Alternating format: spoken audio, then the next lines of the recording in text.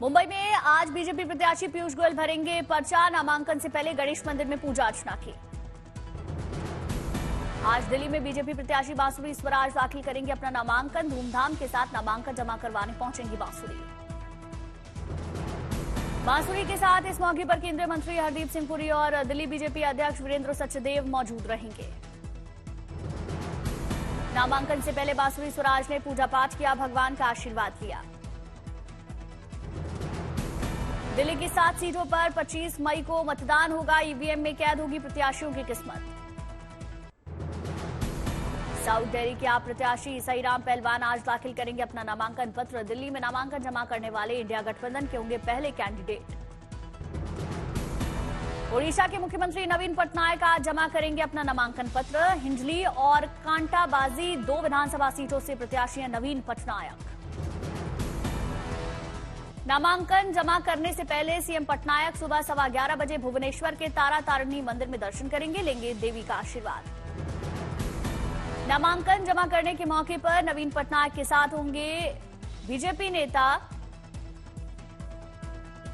VK Pandian. साथ ही बड़ी संख्या में समर्थक भी शामिल हो सकते हैं। ओडिशा के 147 सीटों पर 4 फेज में होगा मतदान। 13 मई, 20 मई, 25 मई और फिर 1 और 4 जून को वोट डाले जाएंगे। महाराष्ट्र दौरे पर प्रधानमंत्री नरेंद्र मोदी आज भी करेंगे जोरदार चुनाव प्रचार। 3 रैलियों को प्रधानमंत्री संबोधित करेंगे, महायुक्ति के लिए वोट मांगेंगे। आज प्रधानमंत्री लातूर, मालशिरास और धाराशिव में करेंगे प्रचार। प्रधानमंत्री के निशाने पर हो सकता है विपक्ष। महाराष्ट्र की कुछ सीटों पर 7 मई तो कुछ पर 13 मई को मतदान। सभी पार्टियां अपनी जमीन मजबूत करने में जुटी। आज तेलंगाना दौरे पर होंगे प्रधानमंत्री मोदी। जहीराबाद में प्रधानमंत्री जनता को संबोधित करेंगे। प्रधानमंत्री नरेंद्र मोदी सेरिंगलिंगमपल्ली में आईटी सेक्टर के काम करने वालों से भी मुलाकात करेंगे, सभी से बातचीत होगी। आज भिंड के दौरे पर होंगे राहुल गांधी। चंबल क्षेत्र में सियासी जमीन मजबूत करने में कांग्रेस जुटी। भिंड में रैली को संबोधित करेंगे राहुल गांधी। इंडिया गठबंधन के प्रत्याशी फूल सिंह बरैया के लिए वोट मांगेंगे।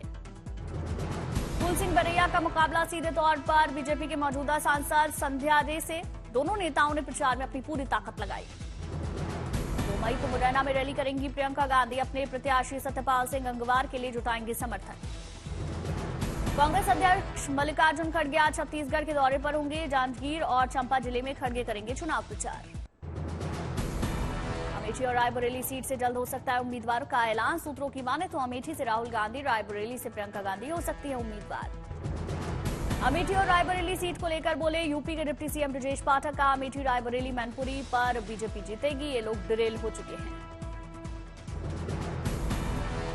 अमेठी, रायबरेली, मैनपुरी सहित सभी 80 सीटों पर बीजेपी प्रचंड बहुमत के साथ आ रही है।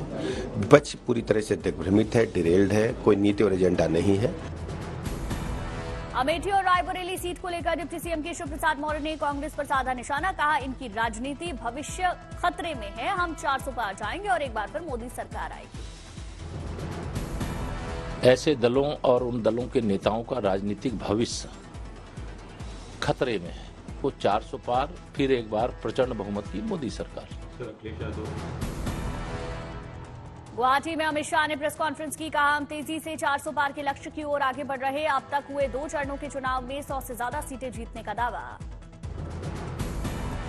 इस 2 चरण में हमारे पार्टी का जो इंटरनल असेसमेंट है, इसके हिसाब से भारतीय जनता पार्टी और हमारे साथी दल मिलकर 100 के बहुत ज्यादा आगे हम निकल चुके हैं।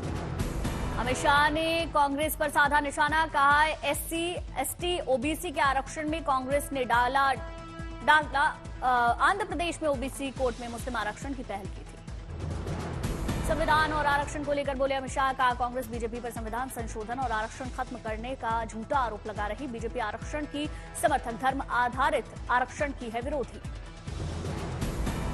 Bharatiya Janata party ST, SC, OBC के आरक्षण की समर्थक है और हमेशा इसके संरक्षक के रूप में अपनी भूमिका निभाएगी।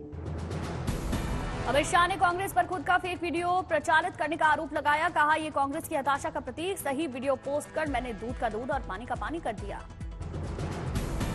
अमित शाह ने कर्नाटक में रेवन्ना सेक्स स्कैंडल को कांग्रेस पर के निशाने पर लिया। कहा, ऐसी कृत्य क्षम्य नहीं। देश और बीजेपी मात्र शक्ति के साथ खड़ी।